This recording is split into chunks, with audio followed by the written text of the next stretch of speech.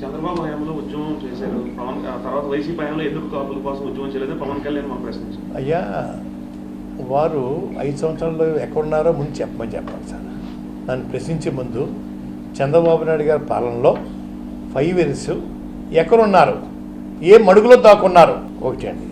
2, నేను చేత కాదు, నేను ముసలోని అయిపోయాను, అది ఇంకోటి అయిపోయాను, వారు ఎందుకు చేయకూడదండి? చేసే హక్కు లేదా? ఎవరు వద్దని లేదే, వారు రోడ్డు మీద రావచ్చే. వారు రాకుండగా నన్ను ఎందుకు చేయలేదు నువ్వు ఆయన చెప్పడానికి? ఆయన ఎవరు? ఆయన సంబంధం ఏంటి? ఎప్పుడైనా ఈ ఉద్యమం గురించి ఎప్పుడైనా ఒక సానుభూతి ఉత్తరం రాశాడా? సానుభూతిగా ఎప్పుడన్నా వచ్చారా?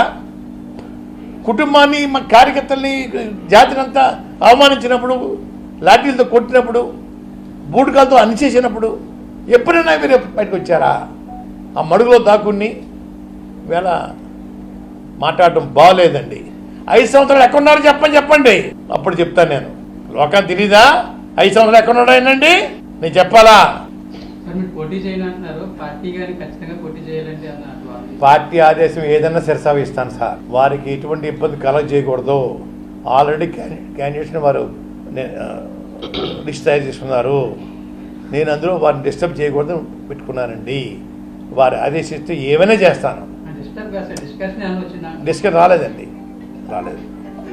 నేను ఎటువంటి కోరిక లేకుండా మీ సేవ చేయడానికి వచ్చాయని చెప్పానండి.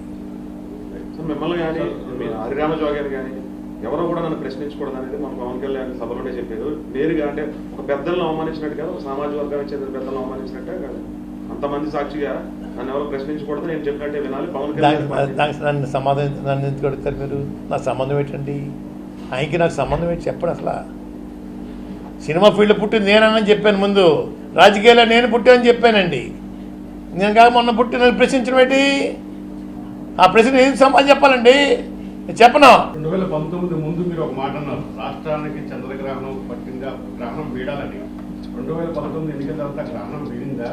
మళ్ళీ ఇప్పుడు ఎలక్షన్ గ్రహణం పట్టడానికి రెడీ అవుతుంది, పట్టణిస్తారు గ్రహణం వీడింది కాబట్టి ఇంటికి వెళ్ళిపోయాడు సార్ చంద్రబాబు నాయుడు గారు. మమ్మల్ని ఊచకోత కోసేసి హాస్పిటల్ని జైల్లో 14 రోజులు ఒకే బట్టతోటి స్తనాంగం లేకుండా మమ్మల్ని మగ్గిలా చేశాడు సార్. దానికి కారణం తెలుసా మీకు? కుటుంబంతో ఆత్మహత్య చేసుకునేలాగా ఒక విధంగా ప్రోత్సహించాడు సార్. పోతే దరిద్రం పోతుంది చూశాడు. భగవంతుడు నాకు కళ్ళకు వచ్చి ఆ పతనం చూద్ది కానీ బిడ్డ, పతనం చూడకుండా వెళ్ళిపోతే ఎలాగా?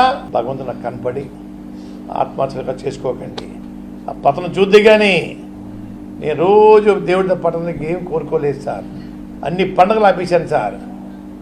మాకు చేసిన అవమానాలకి తగిన శాస్తి జరగాలి, భూస్థాపితం అయిపోవాలి అని కోరుకునేవాడిని సార్.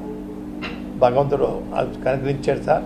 వెంటనే ఏదో చూసి తిరుపతి గుడికి వెళ్ళానండి, చెల్లెంగ వెంకటస్వామి గుడికి వెళ్ళాను, మా ఊళ్ళో అమ్మవారి గుడికి వెళ్ళాను, చెప్తున్నారు ఒక కనకదుర్గ గుడికి వెళ్ళి శివాలయంకి వెళ్ళి దండం పెట్టుకున్నాను సార్. అయ్యా విముక్తి అయిందని చెప్పేసి. ఒక 30 సంవత్సరాలు ఈ ముఖ్యమంత్రి పీఠం కోసం ఎవరు చూడక్కర్దు సార్, వీరే ఉంటారు సార్. దేశ చరిత్రలో ఎవరు కూడా ఇన్ని రోజులు ముఖ్యమంత్రి చేసిన వాళ్ళు ఎవరు ఉండరు, ఇవి తప్ప అనే చరిత్ర సృష్టించుకుంటారు సార్. పేదల పెన్నిది 10 మందికి రావచ్చు, 10 రావచ్చు, అందరికి ఒకసారి అవ్వవు సార్. ఏ స్కీము కూడా ఎన్నో నేను చేసిన స్కీములు ఎమ్మెల్యేగా మంత్రికి తీశాను, అందరికి ఒకసారి అవ్వవు సార్. ఆ తెల్లే అందరికి ఒకసారి పెట్టదు, కష్టం. పిల్లలందరూ ఒకలా ఉండరు. ఒక పిల్లడు ఐఏఎస్ అవుతాడు, ఒక పిల్లడు కూలీడు అవుతాడండి. అంత మాత్రాన్ని తప్పు విషయం కాదు, పరిస్థితిని బట్టి ఉంటుంటాయి సార్. ప్రతి స్కీము ప్రజలకి, పేదవాళ్ళ కోసం, పేదవాళ్ళ ఆకలి కోసం, పేదల పెన్నిదిగా ఉన్న ముఖ్యమంత్రి గారు 30 సంవత్సరాల పాటు భగవంతుడు దీవిస్తాడు, ప్రజలు దీవిస్తారని నేను కోరుకుంటా ఉన్నాను, ఆశీర్వదిస్తాను సార్. అయ్యా వారాహి సమయంలో మీరు లేఖ విడుదల చేశారు. పవన్ కళ్యాణ్ పటాపుని పోటీ చేస్తే నేను పోటీ చేస్తాను. ఆయన పటాపుని పోటీలో సిద్ధంగా ఉన్నారా? నేను పార్టీలో చేరిపోయాను సార్. అప్పుడు ఇండిపెండెంట్గా ఉన్నాను సార్, పార్టీలో చేరాను సార్. పార్టీ ఆదేశాలు శిరసావహిస్తాను, అదే చెప్పాను. పార్టీ ఆదేశిస్తే ఏమైనా చేస్తాను. పార్టీ ఆదేశిస్తూ ఏదో చేస్తా చెప్పాను నేను. అన్నీ అందుకు వస్తాయి సార్ అర్థాలు. మీరు రకరకాల ప్రశ్న వేయకండి. పార్టీ ఆదేశిస్తే ఏదైనా చేయడానికి సిద్ధం అండి. ఉద్యమంలో చాలా ఇబ్బందులు పడ్డారు, అవమానపడ్డారు. అలాగే రీసెంట్గా వైసీపీ చేయడానికి ముందు జనసేన నేతలు ఇంటికి వచ్చి మరి చేరండి అని చెప్పారు. అప్పుడు కూడా మిమ్మల్ని అవమానించినట్టు రకంగా జనసేన నుంచి మామూలు అవమానం కాదు సార్. రాయబారం చేశారు సార్, వస్తా అన్నారు సార్ అంటే వెల్కమ్ సార్, వెల్కమ్ చెప్తాను, ఆహ్వానిస్తాను చెప్పానండి. మళ్ళా వచ్చేసేసి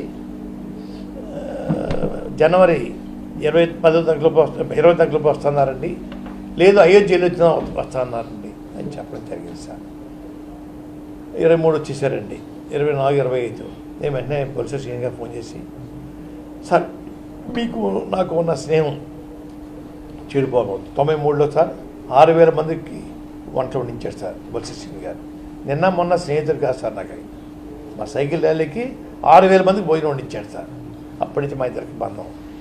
అంచేత వచ్చే నమస్కారం సార్ శ్రీని గారు, రాబోతే 2 నమస్కారాలు.